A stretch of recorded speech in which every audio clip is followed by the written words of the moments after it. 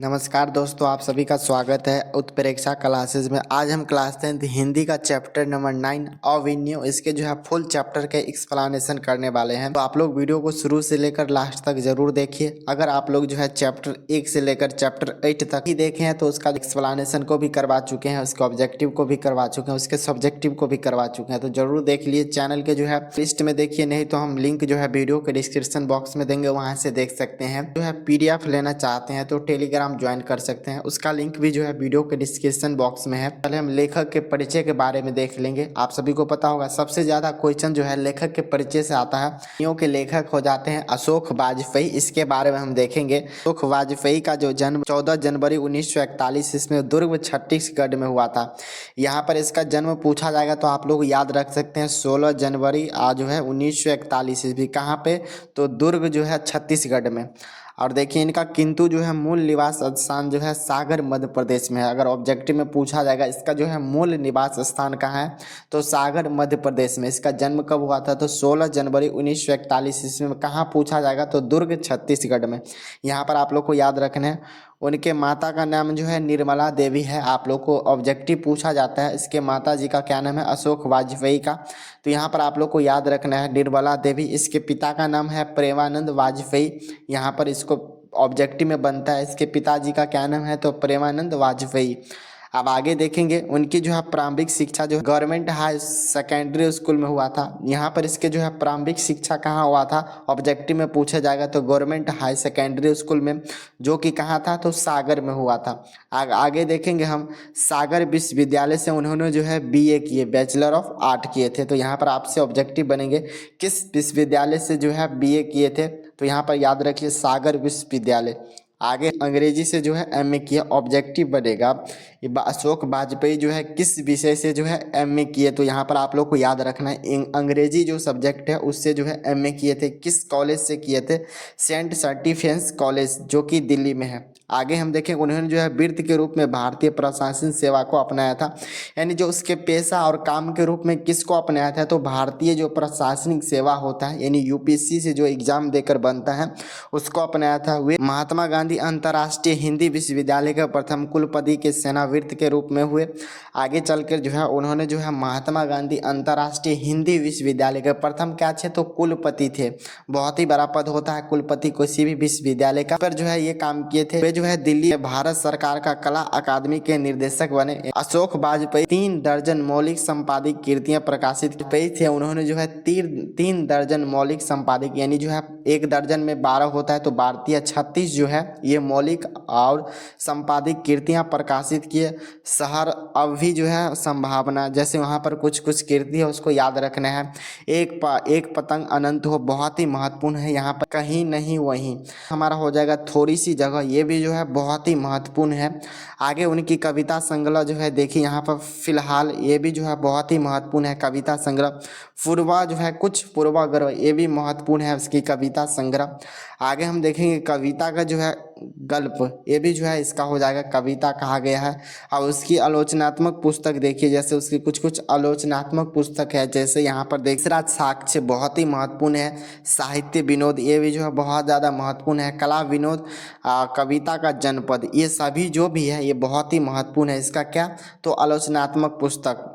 यहाँ पर कविता संग्रह में देखना है तो फिलहाल और पूर्वा जो है ग्रह, और एक हमारा हो जाएगा कविता का गल्प, ये जो है बहुत ही महत्वपूर्ण हो जाएगा। और उसका जो है आगे हमारा हो जाएगा उसकी जो है कृतियाँ पूछा जाएगा तो कृतियाँ में कौन महत्वपूर्ण हो जाएगा तो यहाँ पर एक पतंग में अनंत बहुत महत्वपूर्ण है। थोड़ी सी जगह बहुत ही महत्वपूर्ण है। जो जो टिक किए हैं बहुत ही महत्वपूर्ण है, आप लोग को याद रखना है। आपके बोर्ड एग्जाम में ये सभी प्रश्न पूछे गए हैं और पूछे जाने की संभावना है।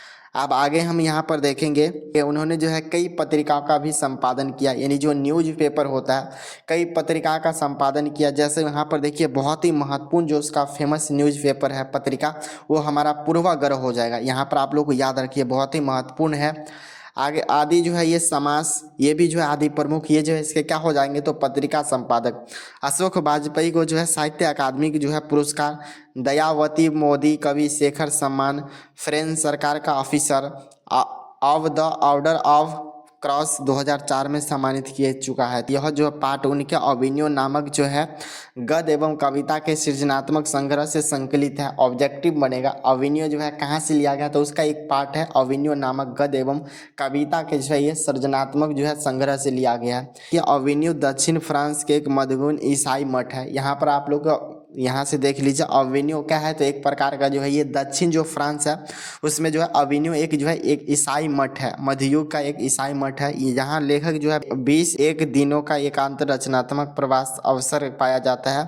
प्रवास के दौरान लगभग जो है प्रतिदिन गद्य और कविता लिखे हैं। इस तरह हिंदी ही नहीं भारत के विभिन्न स्थानों पर प्रवेश एकांत प्रवेश के निश्चित स्थान और जो है समय का अनुबद्ध मानस के रूप में सृजनात्मक अनुष्ठान साक्षी यह पाठ एक वैश्विक जागरूकता और जो है संस्कृति बोध से परिपूर्ण रचनाकार मानस के अंतराल झलक पेशे करते हुए दिखता है। रचना कैसे रूप से आकार ग्रहण करती है ये बहुत ही महत्वपूर्ण है।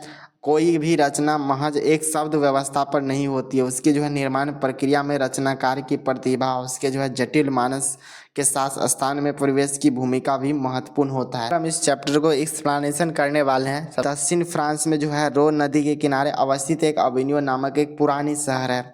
यह शहर कैसा है, तो ये जो है दक्षिण फ्रांस के जो है पहले पूछा जाएगा अविनियो जो है किस नदी के किनारे बसा है, तो यहाँ पर आप लोग को याद रखना अविनियो जो है रोन नदी के किनारे बसा है, जो कि अविनियो नामक एक पुराना शहर भी है। तो यहाँ पर आप लोग को याद रखना है जो कि पहले जो है पोप की राजधानी थी।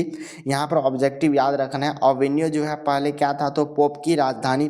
अब गर्मियों में जो है फ्रांस तथा यूरोप का एक प्रसिद्ध एवं लोकप्रिय जो है रंग समारोह का आयोजन हर वर्ष होता है।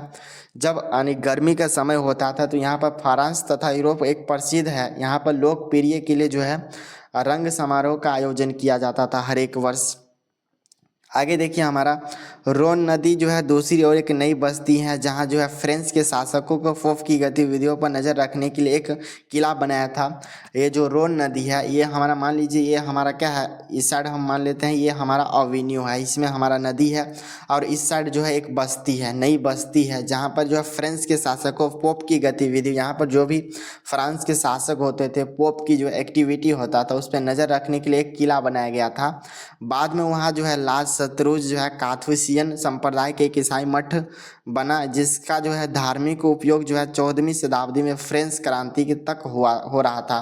तो यहाँ पर याद रखिए बाद में जो वहाँ पर क्या हुआ, लाज शत्रुज नामक जो है काथुसियन संप्रदाय का एक ईसाई मठ बनाया गया था। ईसाई मठ का क्या नाम है, तो लाज शत्रुज। यहाँ पर ऑब्जेक्टिव बनेगा याद रखना है जिसका धार्मिक उपयोग जो है 14वीं शताब्दी में फ्रांस जो क्रांति हुआ था उस समय तक हो रहा था। आगे है यह जो है संप्रदाय मौन विश्वास करता है, इसीलिए जो सारा जो है स्थापत्य मौन का ही स्थापत्य था। इन इमारतों में साधारण लोगों ने कब्जा कर लिया था और जो है रहने लगे थे। ये जो संप्रदाय था यहाँ पर जो है मौन विश्वास करता था, इसका सारा जो स्थापत्य मौन था, ये जो स्थापित था इसका जो इमारत जो बना था इस अविनियो में उसका जो है जो भी वहाँ के साधारण लोग रहते थे वो सभी जो है इसको क्या कर लिया था, कब्जा कर लिया था और उस पर जो है वो सभी लोग रहते थे। आगे हमारा है यहाँ पर यह केंद्र जो है आजकल रंगमंच और लेखन से जुड़ा हुआ है, जहाँ वहाँ जो है संगीतकार अभिनेता तथा नाटककार पुराने जो है ईसाई चैम्बर्स में रचनात्मक कार्य करते हैं और यह जो है आजकल क्या बन चुका है, तो रंगमंच बन चुका है। यहाँ लेखन जुड़ा हुआ है और वहाँ पर जो है संगीतकार जो भी होते हैं सिंगर अभिनेता एक्टर नाटककार जो होता है जो नाटक करते हैं ये सभी जो है पुराने ईसाई चैम्बर्स से जो है रचनात्मक कार्य करते हैं। वहाँ से सप्ताह के 5 दिन में जो शाम को सबसे एक स्थान पर रात का भोजन करने की व्यवस्था है। सप्ताह के जो है 5 दिन में जो है एक सप्ताह में 7 दिन होता है, इस तरह जो है सप्ताह के 5 दिन में जो है शाम को एक समय स्थान पर जो है रात का भोजन करने की व्यवस्था है। अन्य दिन नाश्ता एवं भोजन खुद बनाकर खाते हैं। बाकी जो दिन बच जाता है 5 दिन के बाद उस सभी जो है नाश्ता एवं भोजन खुद से बनाकर खाते हैं। यह बेहद शांत स्थान है। ये जो स्थान था अविनियो बहुत ही कैसा था, तो शांत स्थान था। लेखक को फ्रांस सरकार के सेंजनिए से लाज शत्रुज में रहकर कुछ काम करने का मौका मिलता था, इसीलिए जो है यह अपने साथ हिंदी का एक टाइपराइटर 3-4 किताबें और कुछ संगीत टेप्स ले गए थे। तो यहाँ पर आप लोग को याद रखना है जब जो है वहाँ पर गए थे तो वहाँ पर वो क्या क्या लेकर गए थे अशोक वाजपेयी। तो वो जो है हिंदी के टाइपराइटर जहाँ से टाइपिंग किया जाता है टाइपराइटर 3-4 किताब ले गए थे। कुछ संगीत के जो टैप्स जो गाना सुनने वाला होता है वो सभी ले गए थे। कौन? तो अशोक वाजपेयी। अब यहाँ पर देखिए 19 दिन के प्रवास में उन्होंने जो है 35 कविता और 27 गद्य की रचना लिखी थी। यहाँ पर याद रखिए जब जो अशोक वाजपेयी गए थे अविन्यो वहाँ पर कितने दिन तक रहे थे? तो 19 दिन रहे थे। उसमें जो है कितने कविता लिखे थे? तो 35 कविता लिखे थे। और कितने गद्य? तो 27 गद्य लिखे थे। कब से कब गए थे? तो यहाँ पर 24 अक्टूबर से लेकर हाँ और जो है 10 नवंबर तक रहे थे 1954 ईस्वी में। तो लगभग 19 दिन होता है। इसमें जो है उन्होंने जो है 35 कविता और 27 गद्य की रचना की।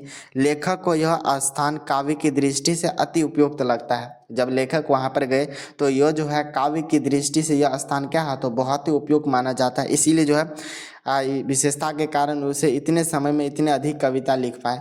ये उसने जो है अनुभव किया जहाँ की हर चीज़ों में अद्भुत सजीवता है। यहाँ के जो भी चीज़ है अनेक चीज़ में जो है हर एक चीज़ में जो है यहाँ अनुभव किया कि हर एक चीज़ जो है इसके अद्भुत जो है विशेषता है। इसी जो है सजीवता मनोमूर्ता और फलस्वरूप इतनी कम अवधि में 35 कविता और जो है 27 गद्य की रचना की। तो यहाँ पर आप लोग समझ गए होंगे।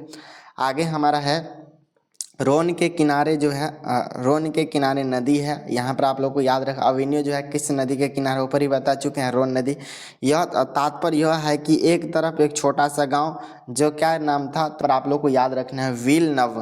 दूसरी तरफ जो अविन्यो में जो शाहजात सुंदरता और नवीनता जैसे संवेदनशील पर्यटकों को इस भाव भोर करते हैं। और जो है रोन नदी का कल कल छल छल धारा स्थिर किंतु किनारा जो है शांतिमन प्रतीत होता है।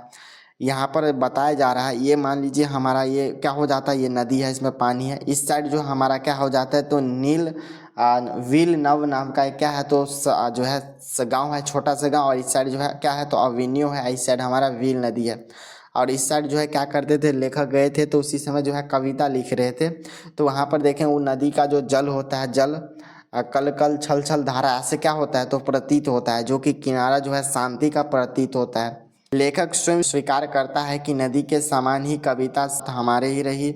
लेखक जो है स्वयं स्वीकार करता है एक्सेप्ट करता है कि नदी के समान ही कविता सदियों से जो है हमारे साथ रही है। जिस प्रकार जहाँ तहाँ से जल आकर नदी में मिलते हैं यहाँ जहाँ जहाँ से मतलब जिस तरह जो है नदी से अलग अलग जगह से जाकर जल जो है नदी में मिलते हैं सागर में समावित होते हैं। उसी प्रकार कवि के जो हृदय में भिन्न भिन्न प्रकार के भाव उठते हैं और वही भाव काव्य के रूप में प्रेरणित हो जाती है। तो ये जो है कवि बता रहे हैं जहाँ जहाँ से मान लीजिए बहुत बहुत जगह से जो है जल आके जो है नदी में मिलते हैं और नदी से जाकर कहाँ मिलते हैं? सागर मिलते हैं। सेम उसी प्रकार जो है कवि के हृदय से जो भिन्न भिन्न प्रकार के जो भाव उठते हैं वो जो है काव्य के रूप में क्या करते हैं? वहाँ पर लिखते हैं। ना तो नदी रिक्त होती है ना ही कविता शब्द रिक्त होती है। तात्पर्य है यह कि सहृदय व्यक्ति प्राकृतिक सुंदरता से आकर्षण से बचा नहीं जा सकता। यहाँ पर ये चैप्टर था इतना ही। बस आप लोगों को बताना है कैसा लगा यह चैप्टर जरूर कमेंट बॉक्स में लिखिए। अगले वीडियो में हम आप लोग का इसका क्वेश्चन आंसर कराएंगे। ऑब्जेक्टिव और सब्जेक्टिव दोनों की वीडियो में करवा देंगे। तब तक के लिए आप लोग पढ़ाई कीजिए। जय हिंद।